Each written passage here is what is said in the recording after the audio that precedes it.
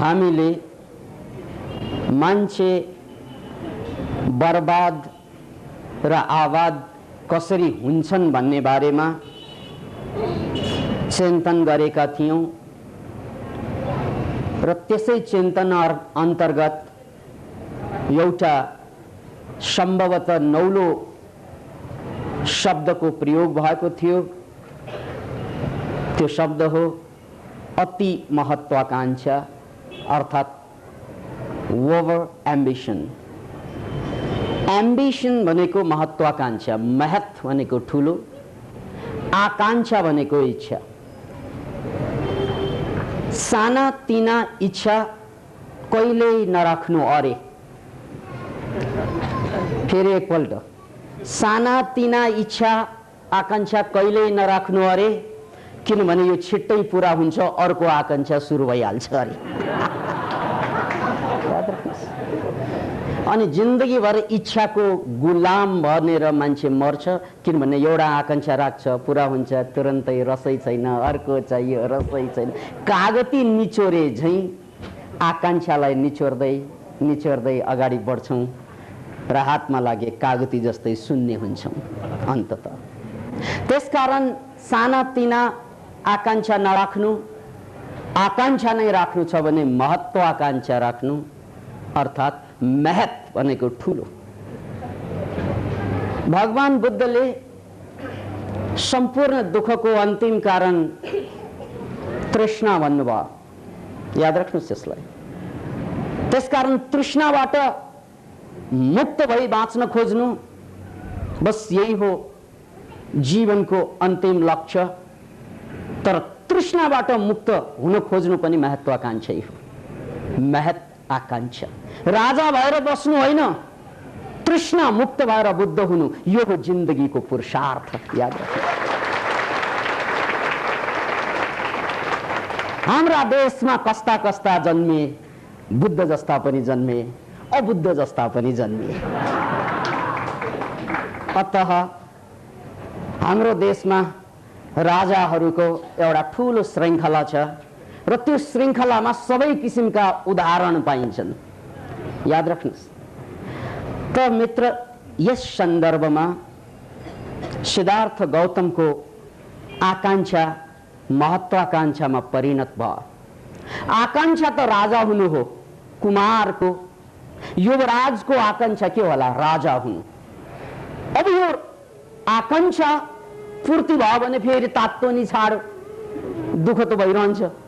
त्यसकारण यसलाई महत्वाकांक्षा बनाऊ कि बुद्ध बन्नुपर्छ यार, मुक्त बन्नुपर्छ, ताकि फेरि फेरि अर्को इच्छाको आवश्यकता नरहोस्। त्यसकारण इच्छै गर्नु छ भने त्यस्तो इच्छा गर्नु जुन इच्छाको पूर्ति भएपछि अर्को इच्छाको आवश्यकता नरहोस्।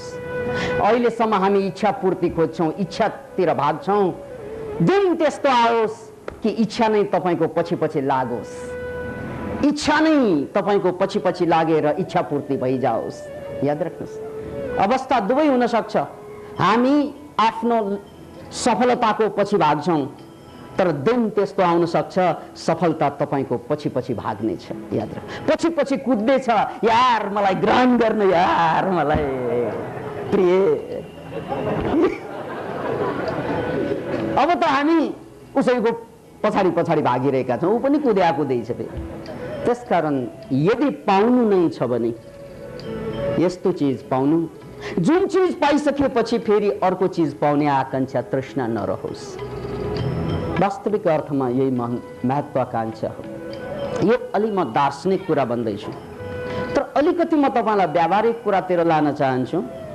व्यावहारिक कुरा जुन हिजो रेडियो प्रवचनमा एउटा पात्र, भारतीय पात्र मैले उभ्याएको थिएँ, त्यसको सेरोफेरोमा अझ म तपाईलाई खुलस्त गर्न चाहन्छु। राजेन्द्र सेठियाको कुरा गर्दै थिएँ म, जो मान्छे 1973 सम्ममा भारतको एउटा जाने माने धनी मान्छे बनिसकेका थिए। उनको व्यापार थियो जुटको, परम्परागत व्यापार। त्यसमा उनले दुईवटा कुरा थपे, चामल र चिनीको व्यापार। र त्यही व्यापारको आडमा राजेन्द्र सेठिया भारतको सबभन्दा धनी मान्छेहरूमध्ये एकजना हुन सफल भएका थिए। अब त्यही राजेन्द्र सेठिया 1984 पुग्दा नपुग्दै जेलको हावा खानु पर्यो र उनको अवसान जेलमा भयो। अब याद राख्नुहोस्, एउटा सफल व्यापारी, अत्यन्त सफल व्यापारी अत्यन्त असफल व्यापारीको रूपमा कसरी परिणत भयो, यसैलाई तपाईले महत्वाकांक्षा र अति महत्वाकांक्षा शब्दबाट बुझ्न सक्नुहुन्छ। महत्वाकांक्षा राख्नु मान्छेको आवश्यकता होइन, धर्म हो। जुन मान्छेमा महत्वाकांक्षा छैन उनीहरू गोलभेडा, मुला, कागती, लसुन, प्याज जस्तै कमजोर हुन्छन्। अरूले खाइदिन्छन् यार, हामीलाई दिनदिनै खाइदिन्छन्। लसुन प्याज जस्तो बाँच्नु हुँदैन मित्र। लसुन प्याज जस्तो बाँच्ने काम मान्छेले गर्नु हुँदैन, लसुनले गर्नु ठिकै हो। लसुन लसुन हुनुपर्छ। धन्य लसुन लसुन भएन भने फेरि गडबड। याद राख्नु, प्याज प्याजै हुनुपर्छ। प्याज प्याज भएन भने केले प्याजलाई प्याज बनाउने? याद राख्नु। त्यसकारण प्याज प्याज जस्तो हुनुपर्छ, घाँस घाँस जस्तो हुनुपर्छ, त्यो धन्य हो। तर हामी प्याज पनि होइन, लसुन पनि होइन, घाँस पनि होइन, कुकुर पनि होइन, गधा पनि होइन, त्यहाँबाट उठेर मान्छे भइसके। अतः मान्छे भइसकेपछि मान्छेले मान्छेको धर्मलाई बुझ्नुपर्छ। हिन्दू बौद्धको कुरा होइन, यो स्वभावको कुरा। याद राख्नुहोस्। र त्यो धर्म भनेकै उसको महत्वाकांक्षा हो। तपाईले कुनै कुकुर देख्नु भएको छ? ल यसपालि त चुनावमा जित्नै पर्छ भनेर कुदाकुद गरेको देख्नु भएको छ? र कुनै गधाले तपस्या गरेको देख्नु भएको छ? बुद्ध बन्नुपर्छ गर्दैनन्। अतः मान्छेले मात्रै म यस्तो जन्मी म यस्तो हुन्छु भन्न सक्छ। कुकुरले गर्न सक्दैन। अनि यो कुरा दिलमा लेख्नुस्, दिलको नोटबुकमा। हामी जम्मै कच्चा पदार्थ हौं। वी अल आर र मेटेरियल्स। मान्छे भनेको र म्याटर हो। मान्छे भनेको अझै केही पनि होइन। त्यो र म्याटर इज र म्याटर। तपाईले सुनको र म्याटर हेर्नुस् त, ढुङ्गा मिसिएको हुन्छ, कानमा लाउनै मिल्दैन, चुरा लाउनै मिल्दैन। र म्याटर र म्याटर र म्याटरलाई, कच्चा पदार्थलाई गाल्नुपर्छ, पगाल्नुपर्छ। र म्याटरलाई खार्नुपर्छ, आगोमा हाल्नुपर्छ, अनि मात्रै त्यो र म्याटर वास्तविक सुन बन्छ। तपाईँ हामी जम्मै मान्छे रे, मान्छे होइनौँ हामीहरू, लज्जा होइनौँ के त? मान्छेको र म्याटर। वी क्यान बी मान्छे, त्यसमा शङ्का छैन। We have potentiality to be a human being. अहिलेसम्म हामी ह्युमन बिइङ, ह्युमन होइन, हामी यु मात्रै। We are still not men or women or whatever, है। हामी अझै मान्छे होइनौँ। यु भनेको रङ्ग, रङ्ग मात्रै। मान्छे हुनु रङ्ग छ, तर ढङ्ग जोडिएन भने यो रङ्गले चाहिँ, यो रङ्ग पाएर दङ्ग हुनुको कुनै अर्थै छैन। चाहे तपाईसँग जति पैसा होस् न, मन भङ्ग भएपछि गर्ने के? अनि त जङ्ग उठ्छ छेनछेनमा। याद राख्नुहोस्। अथवा मनको तरङ्ग उठ्छ छेनछेनमा गरेर। त मित्रहरू, यो कुरालाई बुझ्नुहोस्। हामी मान्छे होइनौँ, ठोकेर भनौँ। हामी मान्छेको र म्याटर हौँ। हामी मान्छे बन्न सक्छौँ, त्यसमा शङ्का छैन। तर मान्छे बन्ने काम गरेन भने यो र म्याटर भएर मर्छ, सकिन्छ। अनि मान्छे 99% मान्छे धरतीमा र म्याटर भएरै सिद्धिन्छ। ऊ र म्याटर किन? 99% मान्छे बर्बाद हुन्छन् धरतीमा, 1%ले मात्रै त्यो 99% माथि शोषण शासन या जे भनौँ गर्छन्। वाइ? सिम्पली बिकज कि 99% मान्छेले आफूलाई र अवस्थामा बेच्छन्। बजारमा, जागिरमा, तलबमा, व्यापारमा, कहाँ बेच्छन् थाहा नै छैन। र फर्ममा बेच्नु त पाइन्छ मित्र, तर र फर्ममा बेच्यो भने थोरै पैसा आउँछ। हामीले यार्सा गुम्बा धेरै र फर्ममा बेचिरहेका छौँ। त्यही यार्सा गुम्बालाई प्रोसेसिङ गरेर एउटा क्याप्सुल बनेर आयो भने त्यो क्याप्सुलको र अवस्थाभन्दा 100 गुणा बढी पैसा आउँछ, 1000 गुणा हुन सक्छ। याद राख्नुहोस्, हामीले यहाँ धेरै जडीबुटीहरू र फर्ममा चाहिँ विदेश पठाउँछौँ र, अनि हामीलाई पैसा पनि र पैसा आउँछ, पक्का पैसा आउँदैन। र भने कच्चा पैसा आउँछ। त्यो पैसा आए पनि के नआए पनि के, तातो नि छाडो जस्तो। तर त्यही जडीबुटीलाई औषधिको रूपमा प्रशोधित गरेर पर्फेक्ट फर्ममा विदेशीहरूले निकालेपछि त्यसको चाहिँ पैसो 100 गुणा 1000 गुणा बढाइदिन्छ। याद राख्नुहोस्, र म्याटर भनेको यस्तै हो। सुन पनि र भयो भने यति यति चाहिँ र म्याटर सुनको कामै लाग्दैन, फाले पनि लिँदैन कसैले, के कामै के त्यही। त्यसलाई चाहिँ र फर्ममा लगायो भने सुन पनि काम लाग्दैन। याद राख्नुहोस्, अतः र फर्ममा काम त लाग्छ, थोरै काम लाग्छ, धेरै थोरै। अनि चाहिँ बाँचे जस्तै सास त तानेछ, बाँचे हो कि जस्तो लाग्छ, तर बाँचे होइन मित्र। याद राख्नुहोस्, अतः यसरी 79% मान्छे कच्चा पदार्थमा आफूलाई बेच्न तत्पर छन्, जानेर अनजानेर, चाहेर नचाहेर उनीहरू आफूलाई र फर्ममा बेचिरहेका हुन्छन्। 79% मान्छेले। Can you imagine? किन भन्नाले हामीलाई सिकाएकै त्यही हो, र फर्ममा बेच्दिनु। यदि र फर्ममा बेच्ने हो भने एकजना डाक्टरको हैसियत के हुन्छ? कुल्लीको हैसियत हुन्छ। किन भन्नाले डाक्टरले त आफूलाई डाक्टर बनाउनु हो 5-5 वर्ष खारेर, 6-6 वर्ष 8-8 वर्ष खारेर। त्योभन्दा पहिला के को हैसियत हुन्छ? म्यानुअल काम गर्ने हैसियत हुन्छ। त्यो भनेको कुल्लीको हैसियत हो। वकिलको हैसियत त्यही हुन्छ, राजनेताको हैसियत त्यही हुन्छ, सफल व्यापारीहरूको हैसियत त्यही हुन्छ। उनीहरूले आफूलाई नखार्ने हो भने त दे अल आर कुल्लीज। याद राख्नुहोस्, सबै कुल्ली मात्रै हुन्छ। र 79% मान्छे अहिले पनि कुल्ली नै हुन्। र म्याटर, तपाईँले चाहिँ बिए एमए पास गरेर दिनभरि क्या त कम्प्युटर चलाउनुहुन्छ है, अचेल पहिला चाहिँ खाता बही पल्टाउनुहुन्छ। त्यो खाता बही खाता पत्ता पल्टाउने काम एमए पास गरेर खालि खाता पल्टाउनलाई मात्रै। कसले कति कमायो कति खर्च गर्यो त्यो हिसाब राख्नको लागि एमए पास गर्छन्। Can you imagine it? अनि त्यो जसले कमाएको छ उसको हिसाब राख्ने, त्यो त एमए पास गर्नु पर्यो इकोनोमिक्समा। अनि त्यो कमाउने मान्छेलाई चाहिँ कुनै एजुकेसन पनि आवश्यकता छैन, ऊ कमाइरहेको हुन्छ, तैँले हिसाब राख। किनभने यार मलाई पढ्न आउँदैन, लेख्न आउँदैन, त पढ, त पढेर आएको 5000 दिन्छ महिनाको, 10,000 लजा, 10,000 पाएँ। Can you imagine it?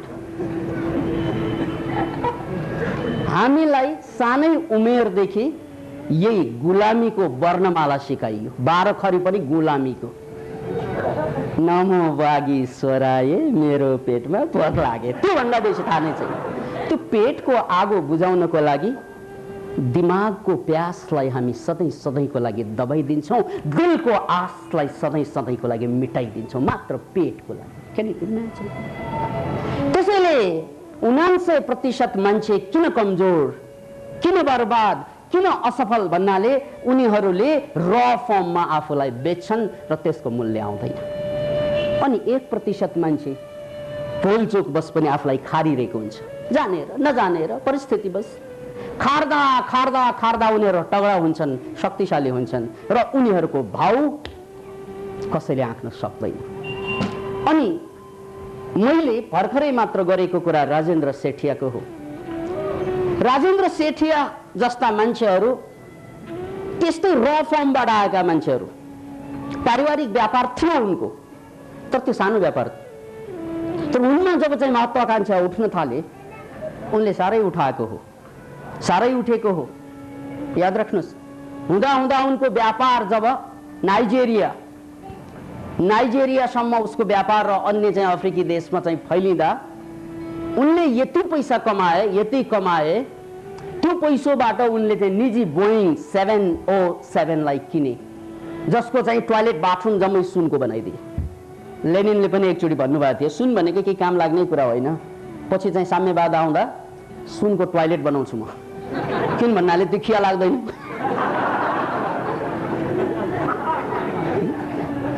सुन भन्दा त लसुन महान भनेर हामीले बुझिसक्यौँ। त्यसकारण कुनै मेरा साथीले भन्दै थिए, प्रिय भर्खर बुझे सुन भन्दा लसुन महान, त्यसकारण यसपालि तेरो बर्थडेमा सुनको मालाको सट्टा लसुनको माला दिनु।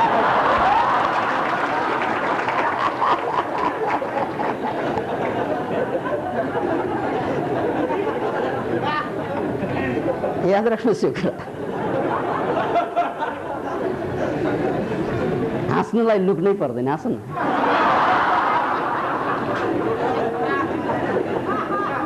दुनियाँमा मान्छे बाहेक को हाँस्छन् र हाँस्दै हाँस्दैनन् भने को मान्छे हुन्छन्? डिप्रेस भएपछि मान्छे हाँस्न सक्दैन, याद राख्नुहोस्। कोही मान्छे हाँस्दैनन् भने ऊ धेरै बाँच्दैनन्, त्यो कुरा पनि याद राख्नुहोस्। त्यस्ता मान्छेलाई अस्पतालमा चाहिँ अस्पतालको ढोका खुला गर्नुपर्छ, किन भन्नाले समथिङ इज रङ। नत्र मान्छे त हाँस्नै प्राणी हो, रुनै प्राणी हो। अत राजेन्द्र सेठियाबाट सिक्नुपर्छ। उनी कहाँ गएर चुके त, किन जेलको हावा खाए त भन्नाले उनको महत्वाकांक्षा अति महत्वाकांक्षामा रूपान्तरण भएको थियो। अब के भएर कि अति महत्वाकांक्षा र महत्वाकांक्षा यहाँ त गोलमाल। सबै मान्छेले यही कुरा चाहिँ बुझ्दैनन्। कहाँदेखि मेरो आकांक्षा सुरु, महत्वाकांक्षा सुरु हुन्छ, कहाँदेखि मेरो चाहिँ अति महत्वाकांक्षा हुन्छ। इङ्ग्लिसमा त्यस्तै भनाइहरू छन्, महत्वाकांक्षाले धोका खान्छ भन्ने। संस्कृतमा पनि छ, अति सर्वत्र वर्जयते। अति भनेको कति हुन्छ, नेपालीमा पनि भनाइ छ। यो जनमानसमा जनबोलीमा आइरहेका नलेजहरू, ज्ञानहरू। अति भयो भने कति हुन्छ, तर अति माने के तिमी? अति भनेको के? केलाई अति भन्ने? किनभने महत्वाकांक्षा नै अति लाग्छ कतिलाई, कतिलाई महत्वाकांक्षा स्वयं नै अति लाग्छ। तर अति र महत्वाकांक्षा फरक छ। अति र महत्वाकांक्षाको एउटै भेद चाहिँ बुझ्नुहोस्, अति महत्वाकांक्षी मान्छेले पनि दुस्साहसै गर्ने हो, ठुल्ठुलै साहस गर्ने हो, र महत्वाकांक्षी मान्छेले पनि गर्छन्। तर अति महत्वाकांक्षी मान्छे किन पतन हुन्छन् त भन्नाले उनीहरूले आफ्नो महत्वाकांक्षालाई प्रयोग गर्दा कानुन र समाजलाई आँखा चिम्लेर फालिदिन्छन्। त्यो अपराधको कोटीमा आउन थाल्छ। महत्वाकांक्षा जब अपराधको कोटीमा आउँछ, प्रगति त गरेकै हुन्छ। चार्ल्स सोबराजको नाम सुन्नुभयो होला, अहिले पनि जेलमै छन्। एकजना पर्फेक्ट वकिल, can you imagine it? Charles Sobhraj संसारकै एउटा यस्तो अपराधी हो, सुशिक्षित वकिल अपराधी, जो आफ्नो मुद्दामा आफैले बहस गर्न सक्ने। त्यस्तो वकिल अहिले जेलको हावा खाएर बसिरहेका छन्। उनी महत्वाकांक्षा त भएकै मान्छे हो, तर उनको महत्वाकांक्षा जब अति महत्वाकांक्षामा प्रवेश गर्छ अनि त्यो अपराध बन्छ। त्यसकारण हामीले महत्वाकांक्षालाई बढाउने प्रयासमा अपराधसम्म चाहिँ पाइला बढाइदियौँ भने हामी सकिन्छौँ। अब एउटा खुलस्त उदाहरण छ। तपाईँ हामी 99% मान्छे कमजोर हुनुको कारण मैले भनिहालेँ, हामी आफूलाई र म्याटरमा बेच्छौँ। तर तपाईँ हामीले आफूलाई खार्ने हो भने हामी पनि बिस्तारै सफल मान्छेको कोटीमा आउन थाल्छौँ।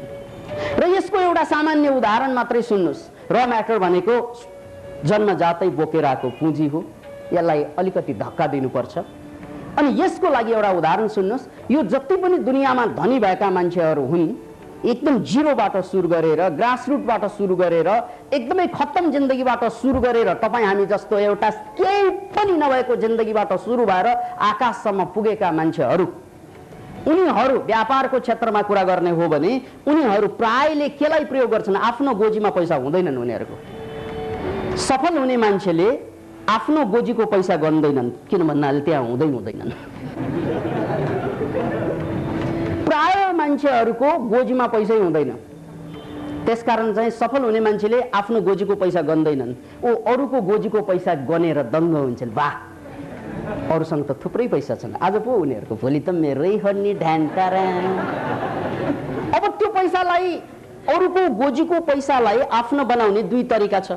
एउटा अपराधको बाटोबाट, त्यो हो अति महत्वाकांक्षा। अर्को महत्वाकांक्षाको बाटोबाट, त्यो हो संयमित। रामायणमा सीतालाई लक्ष्मणले एउटा घेरा दिएका थिए। याद राख्नुहोस् यो कुरा, लक्ष्मण रेखा जसलाई हामी भन्छौँ। त्यो लक्ष्मण रेखा भित्र बस्ने हो भने रावणको बाउ ऐरावण मैरावण खैरावण कैरावण जे रावण आए पनि भाउजू तपाईलाई छुन पनि सक्दैन। हेर्नुहोस् है, भाउजूलाई लक्ष्मणले रेखा दिए। अब रावण साधुको भेषमा आए, बम भोले शंकर भिक्षा दे कंकर भनेर आए। अनि भिक्षा त दिने धर्म नै हो, कल्चर, धर्म भन्दा पनि संस्कृति। सीताले भिक्षा दिन खोजिन्, रावण भन्छ नै नै नै नै म त्यो भित्र बसेको त्यो घेराभित्र बसेर भिक्षा लिन्न भन्छन्। हेर्नुहोस् है, अब उसलाई धर्म सङ्कटमा पर्यो। घेरालाई तोडेर जानु, त्यो लक्ष्मणजीको वचनलाई नाग्नु, त्यो त हुँदै हुँदैन। घेराभित्र बसेर दान दिउँ यो मोराले नलिने, गरौँ के धर्म सङ्कटमा। अनि उनको बुद्धिले के सोचे भन्नाले एक पाइला घेराभित्र एक पाइला घेरा बाहिर यति राख्यो भने त यताको धर्म पनि निभियो, उता आफ्नो काम पनि चल्यो। ल ठिक छ भनेर एक पाइला निकालेको रावणले हरण हो। यही हो महत्वाकांक्षाको अति। मान्छेले बेइमानी गर्ने ठाउँ यही हो। हाम्रा राजनेताहरू त्यत्तिकै पतन भएका हुन्।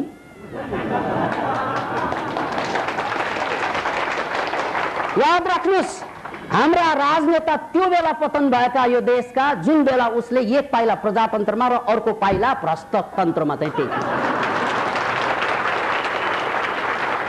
सन्धि गरेको, प्रजातन्त्र पनि बचाएको, उस पनि पुरेको। अहिले पनि त्यही बहस गर्दैछन्, यहाँ पेटमा चाहिँ हात हाल्दै प्रजातन्त्रको गीत गाउँदै। किन भनेछन् एक पाइला प्रजातन्त्र, उनीहरू प्रजातन्त्रवादी नेताहरू। माधव नेपालजीको सुन्नुहोस् न, अहिलेको बडा क्रान्तिकारी चाहिँ एक से एक आगो ओकल्ने वचनहरू निस्किरहेका छन्। गिरिजा प्रसादजीको सुन्नुहोस् न, वाह वाह वाह लाग्छ। एकदम क्रान्तिकारी उनीहरू। अहिले उनीहरू हिजो पनि क्रान्तिकारी थिए, उनीहरू हिजो पनि प्रजातन्त्रवादी थिए, आज पनि छन्, भोलि पनि रहलान्। तर एक पाइला यिनीहरूले चाहिँ त्यो लक्ष्मण रेखाबाट बाहिर निकाले र त रावणले अर्थे।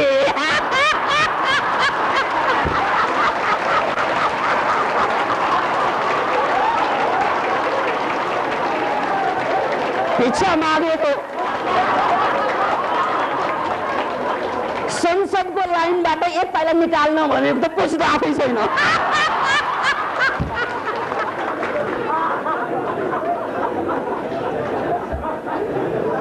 यार यो रामायणको पनि धेरै भर्सनहरू एकपछि अर्को चल्दो रहेछ। कलियुगको रामायण। अतः मित्र, हामी धेरै शिष्यहरू पनि त्यस्तै भ्रष्ट शिष्यहरू हुन्छन्। गुरुमुखी हुनुभन्दा अगाडि मनमुखी भइदिन्छ। गुरुले एउटा भन्नुभएको हुन्छ, उनको मनले के सोच्छ भन्दा गुरुको वचनलाई पनि अलिअलि राखौँ, आफ्नो पनि अलिअलि थपौँ। यिनीहरू पागल हुन्छन्, पतन हुन्छन्, सिद्धिन्छन्। त्यो कुरा चाहिँ याद राख्नुहोस्। जो शिष्य गुरुको एउटा वचनलाई पनि नागेर अगाडि जान्छ, भले अर्को खुट्टा गुरु भनेर च्यापेको पनि होला, तर अर्को खुट्टाले चाहिँ गुरु वचनलाई नाग्यो भने सक्यो। तपाईँलाई गुरुप्रति भरोसा छैन भने ठिक छ, अर्को गुरु फेर्नुहोस्। तर जुन गुरुप्रति भरोसा छ, अब त गुरुको वचन नाग्ने ताकत तपाईँमा हुनु हुँदैन। भयो भने तपाईँ या त खुस्किन्छ या त अरूले खुस्काइदिन्छ। यो सबै ठाउँमा लागू हुने कुरा, हरेक पेशामा, चाहे चाहिँ अध्यात्मको कुरा गरौँ या चाहिँ मेडिकल साइन्सको कुरा गरौँ, एउटा नर्म हुन्छ, एउटा ढाँचा हुन्छ। तपाईँको विकास हुने भन्ने एउटा तरिका हुन्छ।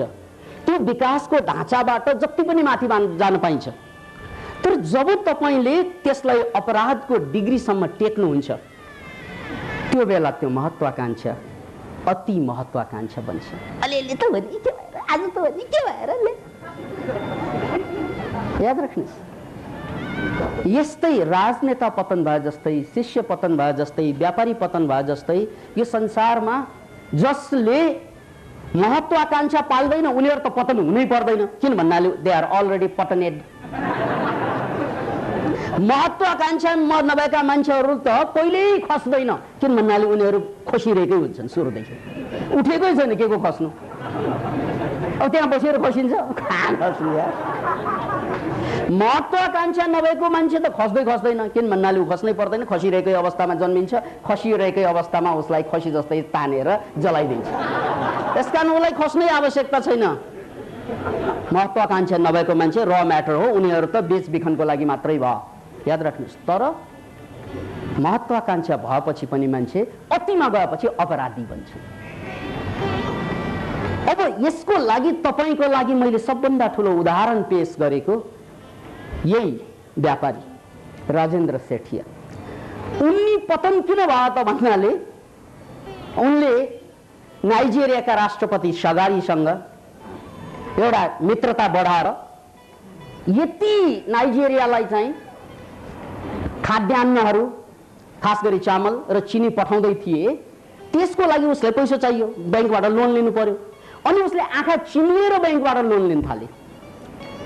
एउटा लन्डनको बैंकबाट, नेशनल पंजाब बैंक लन्डनको शाखाबाट उनले 75 करोड पाउन्ड आँखा चिम्लेर ऋण लिए। यो 75 करोड पाउन्ड भनेको लन्डनको नेशनल बैंकको नीति विपरीत थियो, याद राख्नुहोस् यसलाई। अब तपाईलाई म स्वर्लङ्ग चित्र बताउँछु। एउटा नेशनल बैंकको रुल ल के छ त भन्नाले बैंकबाट कसैलाई कर्जा दिँदा त्यो बैंकको कुल पुँजीको 1% भन्दा बेसी कर्जा दिन पाइँदैन। यो ल हो, यो लक्ष्मण रेखा हो। अनि यो मान्छे यति महत्वाकांक्षी राजेन्द्र सेठिया, किन भन्नाले अफ्रिकाको राष्ट्रपति, नाइजेरियाको राष्ट्रपति स्वयं साथी बनेपछि जति पनि उनले लिन्छ त्यति पनि लिन्छ। त्यसकारण मैले बैंकबाट चाहिँ ऋण लिँदै गर्ने र त्यसबाट त्यहाँ सामान पठाउने, ब्याजै चाहिएन, नाफा अनन्त आइरहेको थियो, याद राख्नुहोस्। त्यसकारण उनले यति ऋण लिए, त्यो ऋण सीमाबाट बाहिर गएर लिए। 1% लिन पाउने, 75 करोड पाउन्ड भनेको 4% हुन्छ। त्यो भनेको त कहाँ नाग्यो। बैंकले दिन सक्ने 1%, तर 75% उनले कसरी लिए त भन्नाले त्यो बैंकको जुन हाकिम छ त्यो हाकिमलाई पनि हातमा लिएर घुस खुवाएर। हो हेर्नुहोस्, अब पतन यहाँबाट सुरु हुन्छ। सीमामा नै बसेको भए त कारवाही नै हुँदैन थियो उसलाई, किन भन्नाले उठान र पतन सबैको भइरहन्छ, उठ्नु र खस्नु सबैको भइरहेको हुन्छ। तर जब मान्छेले त्यो महत्वाकांक्षालाई चाहिँ अपराधको लेभलमा ल्याउँछ, महत्वाकांक्षा त हो तर त्यो अपराधको लेभलमा आएपछि ठिकै छ, कारोबार चल्दासम्म त राम्रै भयो। तर जब विश्व बजारमा चिनीको मार्केट खस्कियो र सगारीको शासन पतन भयो, याद राख्नुहोस्, कोही पनि सत्ताका शासकहरू सधैँ टिक्दैनन्। यो कुरा लेखेर राख्नुहोस् तपाईले। सगारीको पनि पतन भयो। म सगारीको कुरा गर्दैछु, तपाईँ के सोच्दै हुनुहुन्छ मलाई के थाहा, याद राख्नुहोस्। सगारी सबैको नियति त्यही हो, भाग्य त्यही हो। सगारीको पतन भयो। सगारीको पतन भएपछि सगारीको आडमा बसेकाहरू पनि पतन भयो, किन भन्नाले सगारी भन्ने त्यहाँको राष्ट्रपति, उसको आडमा बसेर व्यापार, त्यसलाई पनि महत्वाकांक्षाबाट अति महत्वाकांक्षासम्म पुर्याएका, अपराधसम्म पुर्याएका, नियमलाई नागेका त्यो मान्छे पनि पतन भयो। अब त छैन। उनले तिर्नुपर्ने रकम चाहिँ 50 करोड भन्दा बढी कर्जमा लाग्यो। त्यसपछि कहाँबाट तिर्ने उसँग? अब यो पनि कुरा सुन्नुहोस्, व्यापारीहरू धनी हुँदैनन्, उनले बैंकहरूसँग लोन लिँदै पैसा चलाएर धनी भएका हुन्छन्। त्यसकारण त्यो चान्स त तपाईलाई पनि छ नि, सबैलाई छ, याद राख्नुहोस्। त्यसकारण धनी भइरहेको जब उसको महत्वाकांक्षा अपराधमा बदलियो त्यो बेला चाहिँ पतन हुनु स्वाभाविक थियो, किन भन्नाले त्यो अपराध थियो। अनि ऊ उठ्न कहिल्यै सकेन, ऊ तिहाड जेलमा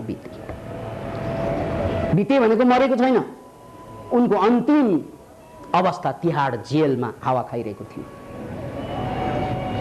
अब एउटा कुरो के बुझ्नुपर्छ भने उनले बहस गर्दाखेरि अन्तमा ऊ पतन भइसकेपछि एउटा कुरा उनले मागेको थियो, त्यो हामी सबैलाई काम लाग्ने कुरा। उनले के भने भन्नाले मलाई केही पनि चाहिँदैन, ममा अझै पनि बुद्धि छ, साहस छ, त्यसकारण मलाई अझै पनि केही पनि चाहिँदैन। मलाई अदालतले सफाईको एउटा घोषणा गर्दै बरी गर्दै पुग्छ। स्वच्छताको प्रमाणपत्र एउटा दियो भने म अझै करोडपति खरबपति बन्न सक्छु, उसको आँट थियो। याद राख्नुहोस्, किन भन्नाले उठ्नुको लागि धन चाहिँदैन। यो सन्देश बुझ्नुहोस्, तपाईँ जीवनमा उठ्ने हो भने तपाईँको लागि धनको आवश्यकता पर्दैन, कतै पनि पर्दैन। तपाईँको लागि एउटा चिज आवश्यकता पर्छ, त्यो हो तपाईँ स्वच्छ हुनुको छवि, स्वच्छता। अहिले हामी सबैमा छ त्यो स्वच्छता। किन भन्नाले कुनै ब्याङ्कले हामीले कालो सूचीमा राखेका यहाँ थोरै होला नि।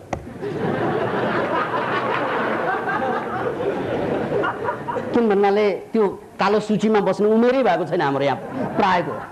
बिस्तारै त्यतातिर लम्कनु बेग्लै कुरा।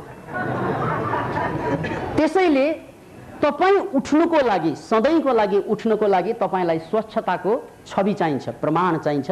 त्यो प्रमाणपत्र त हामी सबैसँग छ।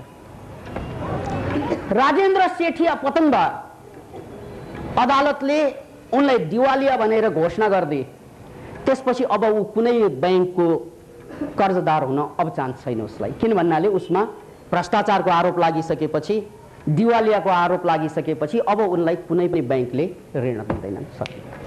राजेन्द्र सेठिया सके अति महत्वाकांक्षाको कारणले गर्दा,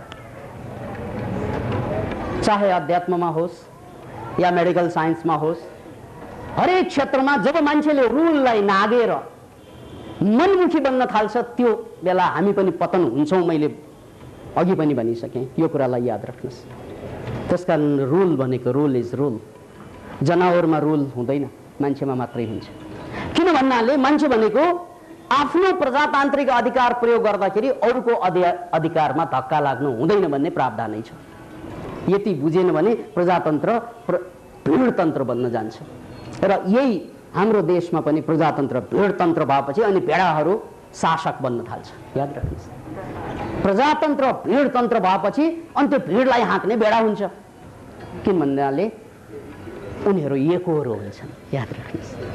अतः यदि तपाईँ हामीले जीवनलाई उठाउने, जीवनलाई बनाउने हो भने एउटा कुरा चाहिँ आफ्नो मर्यादा, कसैले पनि आफ्नो मर्यादाबाट, लक्ष्मण रेखाबाट बाहिर आउने दुस्साहस चाहिँ गर्नु हुँदैन। जसले गर्छन् आज ठुलै पद र प्रतिष्ठामा भए पनि भोलि त राजेन्द्र सेठिया नै भन्ने हो नि। र अन्तमा यही कुरा सिक्नुहोस्, राजेन्द्र सेठियाले जिन्दगीभर कमाएको अरबौं रुपियाँ गुमाइसकेपछि अन्तमा स्वच्छताको एउटा छवि मागेको थियो। त्यो छवि उनको लागि सबभन्दा ठुलो पुँजी थियो र हामीसँग पनि त्यो छ, तर हामीले त्यसलाई पुँजीको रूपमै देख्दैनौँ। त्यसकारण रुलभित्र बस्ने हो भने नेपाल, इन्डिया, अब त व्यापार विश्वमा पनि गर्न सकिने भयो। तपाईँको लागि संसारको ब्याङ्क खुला छ, तपाईँको लागि संसारका मान्छे खुला छन्। तपाईँ रुलभित्र बसेर काम गर्नुहोस्। अरबौं खरबौं रुपियाँ मान्छेसँग छन्, अनन्त रुपियाँ। त्यो रुपियाँलाई तपाईँले ठिकसँग परिचालन गरेर उनीहरूलाई धक्का नदिकन तपाईँ उठ्ने तरिका हो, त्यो महत्वाकांक्षा।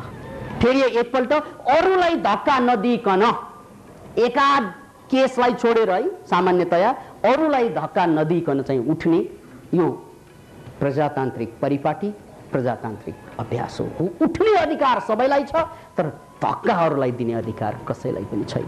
यो हो महत्वाकांक्षाको कुरा। अब यो कुरा अध्यात्मसँग, आध्यात्मिक मुक्तिसँग अलिकति मिल्दैन, यो कुरा पनि याद राख्नुहोस्। किनभने यो त सफलताको बाटो बताउँदैछु म, तर आध्यात्मिक मामलामा जब म आफ्नो मुक्तिको लागि चाहिँ प्रयास गर्छु त्यो बेला म अरूलाई धक्का पनि दिँदैन र अरूलाई सहयोग पनि दिँदैन। किन भन्नाले म आफूलाई बनाउँदैछु, अरूलाई सहयोग गर्न चाहिँ त्यो समय छैन भनेर आध्यात्मिक मान्छेहरू गुफामा, कन्दरामा, जङ्गलमा बसेर साधना गर्न थाल्छन्। त्यसकारण हामीले समाजमा आध्यात्मिक मान्छेहरूलाई अलि स्वार्थी रूपमा पनि हेर्छ। यिनीहरू स्वार्थी किन भन्नाले आफ्नो मात्रै हेर्छ। अनि मनोक्रान्ति दर्शनले त्यो दुईवटा अतिलाई जोड्न खोजेको पनि हो। त्यसकारण हामीले आध्यात्मवादीले भने जस्तै के भनेका छौँ भने आफूलाई बदल्नै पर्छ। You have to change, you have to be transformed. जबसम्म तपाईँ ट्रान्सफर्म हुँदैन तबसम्म तपाईँले अरूलाई सहयोग गर्न सक्दैन। त्यसकारण संसारलाई बदल्नु छ, सुरु आफैबाट गर्नु छ। Let's change ourselves to change the world. To change the world भनेको यो सांसारिक भाषा, यो राजनैतिक भाषा, सामाजिक भाषा, तर टु चेन्ज वान सेल्फ भनेको यो आध्यात्मिक भाषा। त्यसैले मनोक्रान्ति यो दुवैको जोड हो। अतः यसको मर्मलाई बुझेर यहाँहरूले यदि यो प्रवचन आजको बुझ्नुभयो भने सम्पूर्ण बैंकलाई सदुपयोग गर्ने स्वच्छताको प्रमाण तपाईसँग छ, अगाडि बढ्नुहोस्। माइन्ड टेक्नोलोजी साथमा छ तपाईको। यो देशको सम्पूर्ण मात्र न विश्वको बैंक तपाईको लागि खुला छ, सदुपयोग गर्नुहोस्। यो वाइवी वाइवी गरेर जागिर नखोज्नुहोस्, स्वरोजगार बन्नुहोस्। नामै जा र गिर।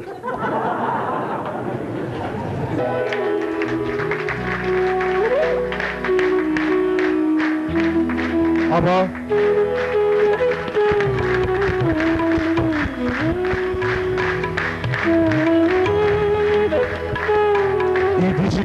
किताब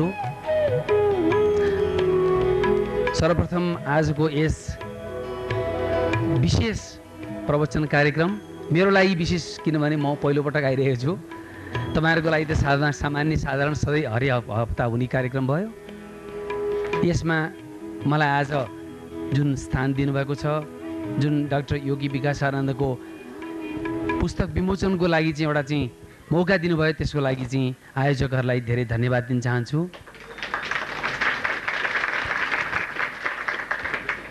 मान्छे भएपछि मान्छेमा विभिन्न समस्याहरू देखा पर्छन्। अब दुईटा हुँदो रहेछ मान्छेमा चाहिँ, कस्तो भने एउटा रोगी एउटा स्वस्थ। स्वस्थ मान्छेले म कति स्वस्थ छु, म कति धनी छु भन्नु उसले कहिले पनि विचार गरेको हुँदैन। जस्तो अघि डाक्टर योगीजीले भन्नुभएको जस्तो, हिसाब गुरुमा गुरुजीले भने जस्तै हिसाबको रूपमा कुरा के भनेदेखि तपाईँहरूको स्वच्छको चाहिँ प्रमाणपत्र लिएर हिँड्नु भएको छ भने जस्तै हिसाबको रूपमा तपाईँहरू कति धनी हुनुहुन्छ त्यो तपाईँहरूलाई कहिले पनि थाहा छैन। त्यो तपाईँले त्यति बेलासम्म थाहा पाउनुहुन्न जबसम्म तपाईँहरू बिरामी पर्नुहुन्न। जब तपाईँ बिरामी हुनुहुन्छ, म एउटा साधारण उदाहरण दिन्छु। तपाईँहरूको किडनी छ भनौँ न, ढाड मेरुदण्डको दुवै साइडमा दुईटा किडनी छ, दुईटा मृगौला, त्यसले काम गरिरहेछ। तपाईँ जन्मेदेखि मरेसम्म त्यसले काम गरिरहेछ। तपाईँ खानुहुन्छ पानी बढी, पिसाब फेर्न दौड्नुहुन्छ। तपाईँले पानी कम खानुहुन्छ, कम पिसाब फेर्नुहुन्छ।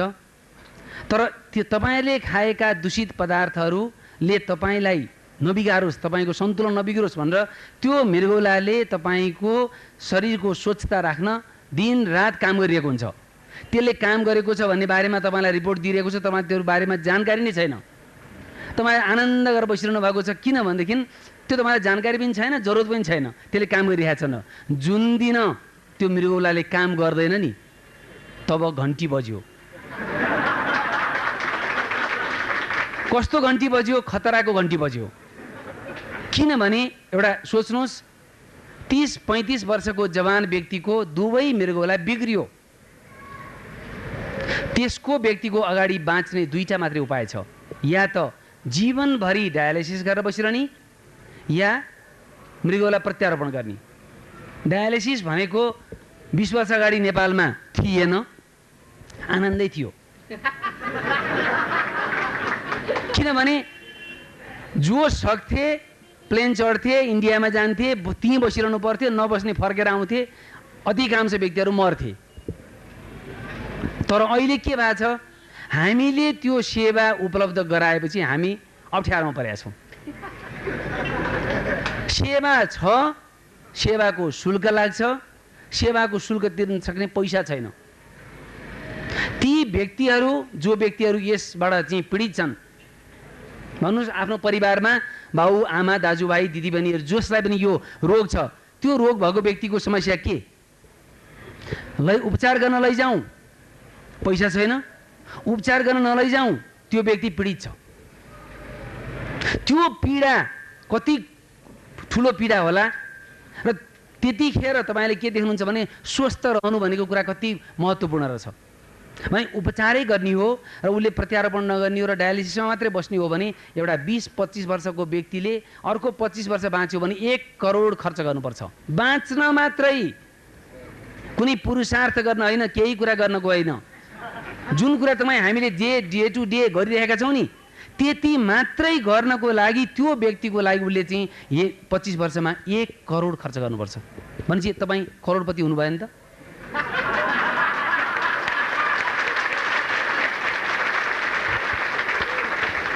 यदि त्यस्तै गरी अन्य अङ्गहरूको सिलसिलामा हेर्नुभयो, लिभरको चाहिँ हेर्नुभयो, यदि कलेजो चाहिँ स्वस्थ छ भनेदेखि तपाईँ चाहिँ अरबपति हुनुभयो। मुटुको हेर्नुभयो भने त्यस्तै भयो, दिमाग त ट्रान्सप्लान्टै हुँदैन। भनेपछि हामी कति भाग्यशाली छौँ जब हामी स्वस्थ छौँ। तर हामीलाई चिन्ता, पीर, अरू कुराहरूले गर्छ, जुन कुरा चाहिँ गुरुजीले भनिसक्नुभयो त्यो मैले भन्नु पर्दैन। भनेपछि स्वस्थ रहनको लागि हामी जुन छ नि, स्वस्थ भए पनि कति व्यक्तिहरू अस्वस्थ हुन्छन्, त्यसको उपाय त अरू कुरा हिसाबमा भयो। तर रोग लाग्न नदिनको लागि, रोग लागिसकेपछि त्यसबाट उपचार गर्नको लागि चाहिँ हामी नेपालीहरू साह्रै गरिब छौँ। हामीलाई प्रकृतिले असाध्यै राम्रो मुलुक दिएको छ। धेरै विदेश भ्रमणहरू गरिसकेपछि, धेरै देशहरूमा अन्य मित्रहरूले काम गरेको हेरिसकेपछि म एउटा के दृढ निश्चय गरेको छु कि हाम्रो देश जति राम्रो देश संसारमा कहीँ पनि छैन।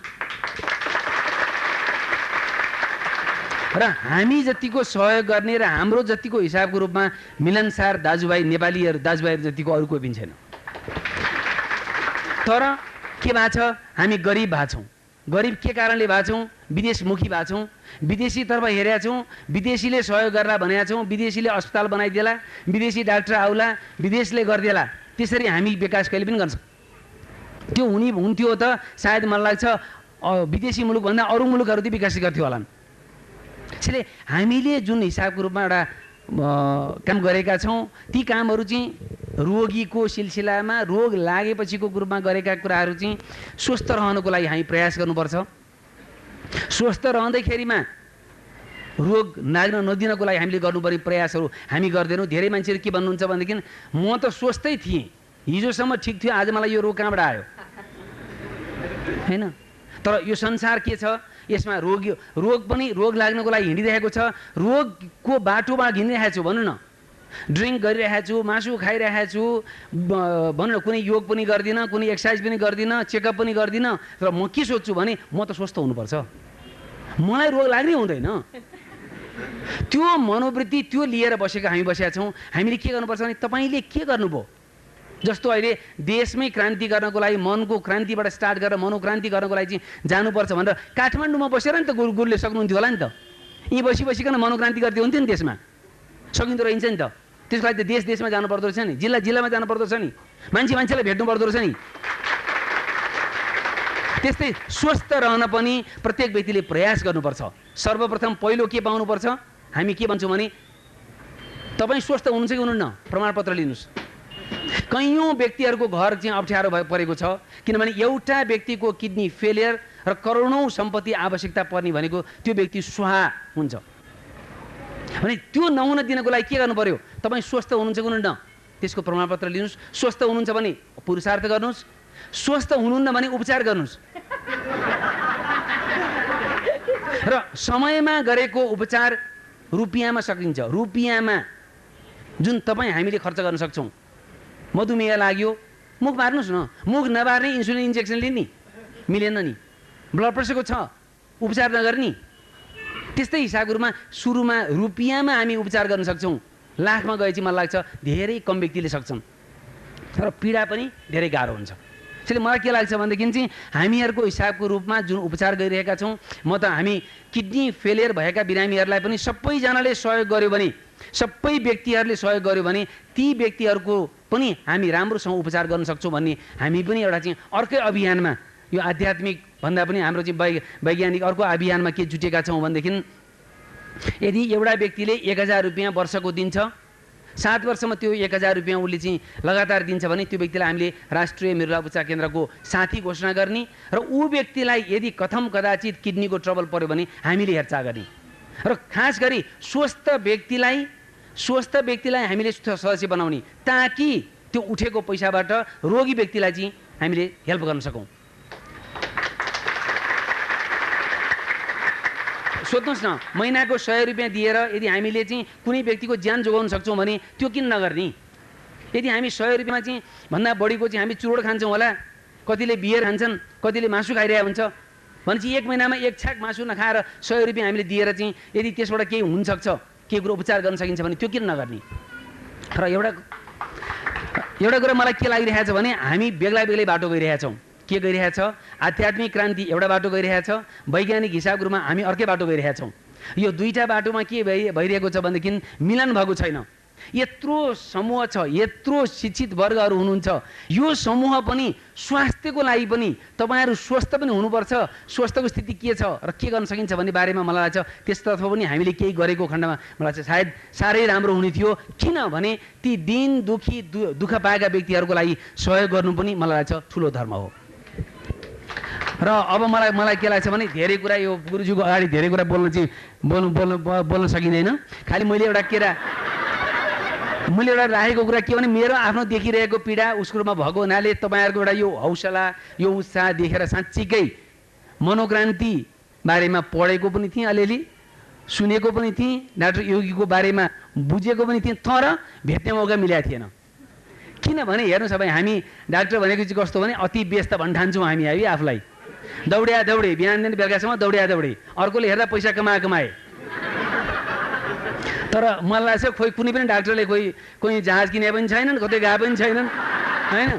भने त्यही एउटा आफ्नो परिवार पालेर बसेका छन् भनेपछि कुनै ठुलो पुरुषार्थ गरेको त मैले पनि देख्दिनँ। भने के भएको थियो भनेदेखि अब गुरुजी कहाँ जाने कसरी, यसको शिष्य भएर जाने कि होइन, अब गुरुजीले बोलाएमा जाने कि भन्दाखेरि अब त्यो मलाई एउटा के लाग्छ आफ्नो भित्र मनमा चाहिँ के लाग्छ भने जुन कुनै चाहना छ नि, मेरो चाहना, त्यो चाहना यदि माथि प्रभुको चाहना भयो भने चाहिँ त्यो चाहिँ परिणत हुन्छ क्या, निमन्त्रणा आइ नै हाल्छ। योबाट पनि यही भयो, मनोक्रान्तिमा अलिकति इच्छा यसो के रहेछ भन्ने बारेमा जानु भन्ने बारेमा इच्छुकता हुने बित्तिकै निमन्त्रणा आइहाल्यो। र म एउटा के बुझ्छु भनेदेखि चाहे डाक्टर हुन्, चाहे इन्जिनियर हुन्, चाहे जुनसुकै पेसामा हुन्, एउटा शक्ति छ, अदृश्य शक्ति जसले सञ्चालन गरिरहेको छ। चाहे तपाईँ त्यो बेला भगवान्को नाम दिनुहोस् या नदिनुहोस्, जे भनेर दिनुहोस्, त्यसले तपाईँलाई घुमाइरहेको छ। र मैले त के देख्छु भनेदेखि घुमाउँदाखेरि त्यो नराम्रो रोगतिर लगेर चाहिँ नघुमाइदियोस् भन्छु क्या प्रभुलाई। किन त्यो पीडा हिजोसम्म व्यवस्था गर्ने व्यक्ति आज त्यही भुमरी यहाँ फसेपछि उसको दुर्दशा हेर्दा अझ दुःख लाग्छ क्या। त्यसले के बुझ्छ भनेदेखि यो हिसाबमा आज आउनु पाएर साह्रै नै खुसी लाग्यो। यत्रो समूह, यत्रो व्यक्तिहरू, यत्रो उत्साहित हिसाबको रूपमा चाहिँ तपाईँहरू जुन लाग्नु भएको छ र गुरुजीले गर्नुभएको जुन एउटा चाहिँ प्रण छ होइन, देशमा एउटा चाहिँ मनोक्रान्ति ल्याउने, हरेक प्रत्येक व्यक्तिबाट चाहिँ एउटा मनोक्रान्ति आयो भने साँच्चीकै स्वर्ग टाढा छैन। सायद मलाई लाग्छ यो प्रयासमा हाम्रो तर्फबाट चिकित्सकको हैसियतले अथवा डाक्टरको हैसियतले एउटा साधारण मानवको हैसियतले मैले आफै गर्नु सक्ने पर्ने कुराहरूलाई चाहिँ म कहिले पनि पछि हट्दिनँ। र एउटै कुरा के भन्छु भने बिरामीको उपचारकै सिलसिलामा गर्दै आफ्नैलाई ध्यान पुगिरहेको हुँदैन होइन। र तपाईँहरू देख्नुहुन्छ डाक्टरहरू आफै मरिरहेका छन्, अरूलाई भनिरहेका छन् यसो गर्नु हुँदैन उसो गर्नु हुँदैन भने अहिले उदाहरण पनि दिनुभयो है। त्यो उदाहरण दिनुभयो, तर के हिसाबहरू हुन्छ भने आफ्नो बारेमा चेकअप गर्ने डाक्टरहरू धेरै कम छन्। किनभने फुर्सद छैन। अब माथिकोले त गर्न बसिरहेको छ, टाइम भएपछि त तानिहाल्छ माथि होइन। तर के छ भने हामी यो समाजमा बसेका छौँ, हामीले केही गर्नुपर्छ होइन। नेपाल आमालाई को अहिलेको जुन दुःखद अवस्था छ यसलाई पार पाउनको लागि जे गर्नुपर्ने छ त्यो कुरा मलाई छ मनोक्रान्तिको अगुवाको नेताको नेतामा डाक्टर योगीले जुन गर्ने प्रण गर्नुभएको छ, यदि त्यसमा हाम्रो सहायता चाहिन्छ हामी के गर्न सक्छौँ भनेदेखि मलाई लाग्छ म सधैँ तयार छु। र यति भन्दै आज यो जुन मौका दिनुभयो, एउटा अवसर दिनुभयो, त्यसको लागि धन्यवाद। सम्मा सम्बुद्धासा मनोक्रान्तिका गुरुजी विकास शरणजी, डाक्टर साहेब, यहाँ उपस्थित हुनुभएका सम्पूर्ण दाजुभाइ दिदीबहिनीलाई मेरो मङ्गलमय कामना गर्दछु। जुन आज भिसिडी विमोचन कार्यमा अवसर दिनुभएकोमा मनोक्रान्ति आयोजकलाई धेरै धेरै धन्यवाद दिन चाहन्छु। मलाई आज अत्यन्त खुसी लागे, फर्स्ट टाइम हो, पहिला गुरुजी भनौँ या 16 वर्ष अगाडि हामी बनारसमा पर्दाखेरि 3, 4, 5 दिन सँगै बसेको थिए। तर आज आएर उहाँ यतिसम्म पुग्नु भयो भनेर आज मात्रै थाहा पाएँ।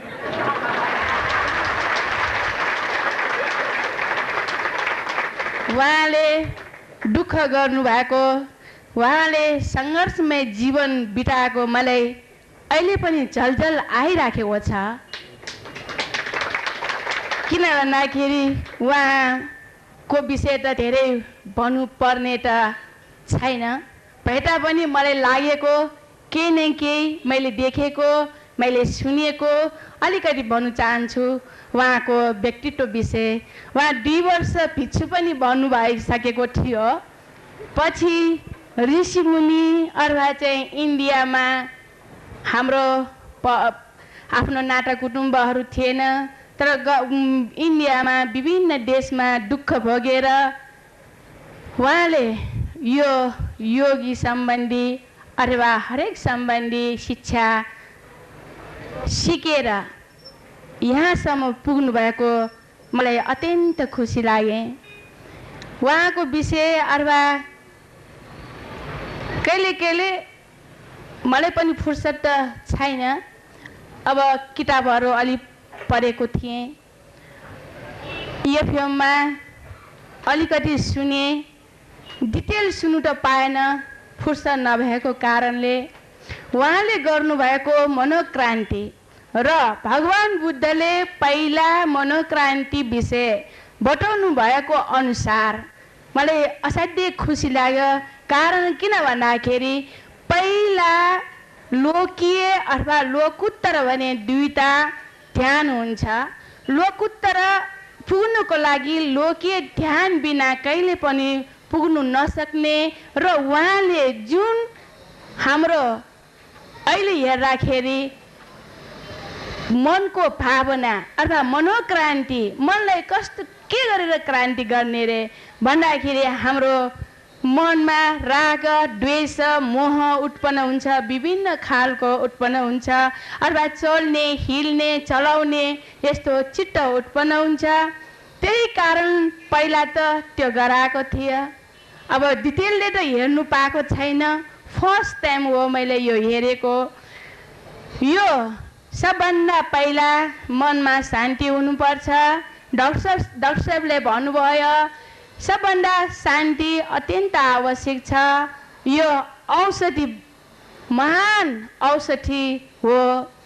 कारण किन भन्दाखेरि भगवान् बुद्धले नै बार बार सिकाउनु छ। किनकि म भिक्षुनी भएको हुनाले भगवान् बुद्धको विषय पढिराखेको हुनाले भगवान् बुद्धले पनि भन्नुहुन्छ रोग दुईटा हुन्छ, शारीरिक रोग र मानसिक रोग। तर मानसिक रोग यसै ध्यान अथवा मनोक्रान्तिमा गयो भने मनमा शान्ति अवश्य आउला र रोग निको हुन्छ, मनको रोग हुँदैन। भन्दाखेरि शारीरिक रोग त औषधिले निको हुन्छ, सबभन्दा महत्त्वपूर्ण मानसिक रोग हो। त्यसै कारण यो अभियान अत्यन्त खुसी लाग्यो। त साथसाथै मेरो मनको कुरा थाहा भयो कि अथवा उहाँले चाहिँ गाउँ-गाउँमा गएर देशमा अथवा कहीँ चाहिँ हाम्रो माओवादी पीडितको ठाउँमा गएर केही यस्तो शिक्षा दियो भने अवश्य पनि शान्ति हुन्छ कि भनेर मेरो मनमा सोचेको आज बोल्नै भइसक्यो।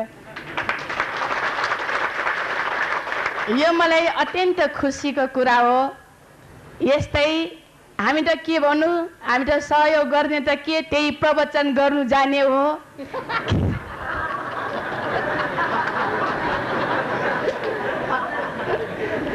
अरू अब कहीँ चाहिँ प्रवचन सुन्नु इच्छा हो भने म त्यति सहयोग गरिदिन्छु, जताततै आएर पनि गरिदिन्छु।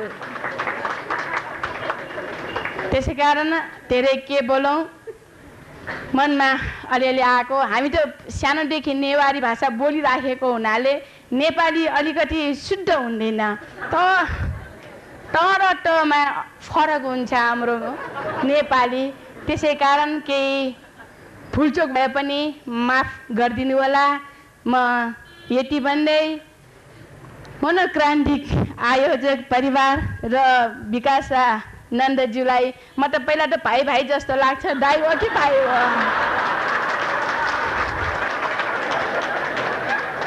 किन भन्दाखेरि गुरु भन्ने त बानी नै छैन, सँगै बसेको हुनाले।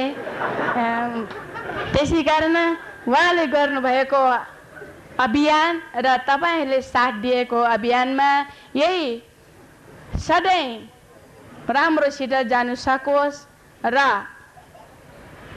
जहाँ तहाँ पनि हामीलाई शान्ति आवश्यक छ।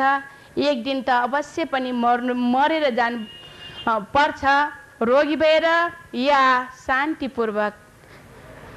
आफू पनि शान्तिमा बसेर अरूलाई पनि शान्तिमा बसाएर एक दिन अवश्य पनि जरा व्याधिले कोही पनि बाँच्नु सक्दैन।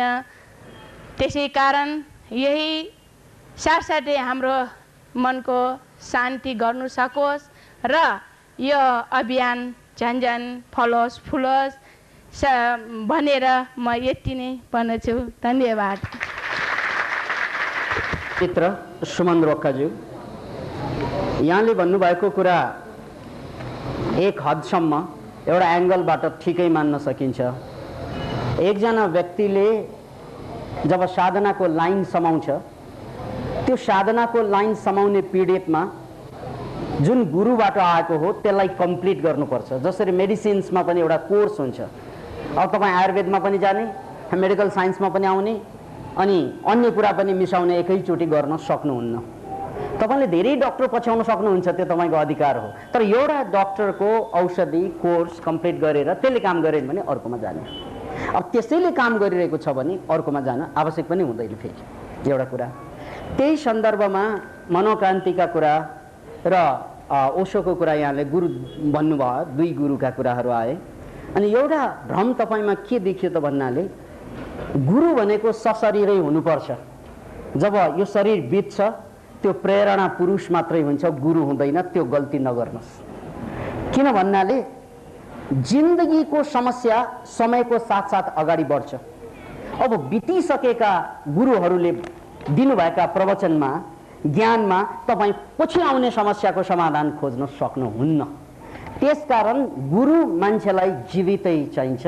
यदि जीवित गुरु पाइएन भने मान्छेको आध्यात्मिक साधना अगाडि बढ्न सकिँदैन। त्यसकारण ओशोलाई तपाईँले महान प्रेरणा पुरुषको रूपमा लिन सकिन्छ, तर गुरुको रूपमा लिन सक्नुहुन्न। किन भन्नाले उहाँ सशरीर हुनुहुन्न। अब ओशोकै भाषाबाट म तपाईँलाई एकदमै खुला कुरा भन्न चाहन्छु। ओशोले अस्ट्रेलियनहरूलाई दिएको एउटा प्रवचन मैले VCD-मा सुनेको थिएँ धेरै अगाडि। उहाँले के भन्नुभएको थियो भने, प्रश्न थियो उहाँलाई, होइन तपाईँको सेरोफेरो यत्रो ठुलो सन्यासीहरूको जमात छ, त्यसको धन सम्पत्ति जुन जोडिएको छ अरबौं खरबौंमा आँकिएको छ, त्यसकारण तपाईँले यो शरीर छोडिसकेपछि यो धन सम्पत्ति, यो यत्रो ठुलो शिष्यहरू, यिनीहरूको लागि के गर्नुहुन्छ, के भन्नुहुन्छ? किन अहिले त तपाईँ शरीरमा हुनुहुन्छ, सशरीर जीवित हुनुहुन्छ, भोलि त जीवित नरहला। त्यो बेला के गर्नुहुन्छ? त्यो बेला के गर्ने भन्ने प्रश्नमा ओशो रजनीशले जुन जवाब दिनुभयो त्यो मार्मिक छ। उहाँले के भन्नुभयो भने, के मुक्त पुरुष भनेको मै मात्र हुँ र? के हिजो थिएनन्? के आज छैनन्? के भोलि नरहलान्? त्यसकारण मेरो देहावसानपछि यो सम्पूर्ण मेरो setup, this all setup should be dispersed. यो त तितर बितर हुनुपर्छ। Can you imagine it? यो ओशो रजनीशको वचन। मेरो सङ्गठन हुनु हुँदैन, किन भन्नाले म बितिसकेपछि यो डिस्पर्स हुनुपर्छ र त्यसपछि पनि गुरुहरू आइरहन्छन्। धरती बाँझो हुँदैन, त्यसलाई पछ्याउनुपर्छ। त्यसकारण हामीले एउटा महान गल्ती के गर्छौँ भन्नाले, भगवान् तथागत गौतम बुद्ध आएपछि अरूलाई गुरु नै नमान्ने। त 2500 वर्ष अगाडि आयो सकिएको नि। भर्खर मात्रै गुरुमाहरूलाई देख्नुभयो, अहिले पनि पछ्याउँदै हुनुहुन्छ। त्यही भगवान् बुद्ध बाहेक अरूलाई गुरु नै देख्नुहुन्न। हो, त्यही गल्तीको कारणले धर्मयुद्ध भएको, त्यही गल्तीको कारणले सम्प्रदाय बनेको। अब त्यो रुलबाट एक कदम पनि अगाडि जान सक्दैन। किनभने एउटा रुल बन्यो, बुद्धले रुल बनाउनु भयो। अब बुद्धको रुललाई नागौँ, त्यो गुरुलाई नागेको भयो, त्यसो गर्न पाइँदैन। ननागौँ, समयले यत्रो ठुलो कोल्टो फेरिसक्यो, मिल्दैन। त्यसकारण पुराना धर्महरू मुर्दा धर्म पर्छन्। याद राख्नुहोस्, ओशोको जेहाड पनि त्यही थियो पुरानो धर्मको विरोधमा, बुद्धको जेहाड पनि त्यही थियो पुरानो धर्मको विरोधमा। अब त्यही गल्ती फेरि ओशोवादीहरूले पनि गरिरह्यो भने सक्यो। त्यसकारण म तपाईँलाई यो पनि भन्छु, यो विकासानन्द भन्ने मान्छे जुन छ नि अहिले, त्यसको ज्ञान भनेको ऊ जीवित रहँदासम्म मात्रै चल्ने ज्ञान हो। ऊ मरिसकेपछि उनलाई गुरु थापना गरेर जन्म जन्म चाहिँ पूजा गर्नु पर्दैन, हुँदैन पनि।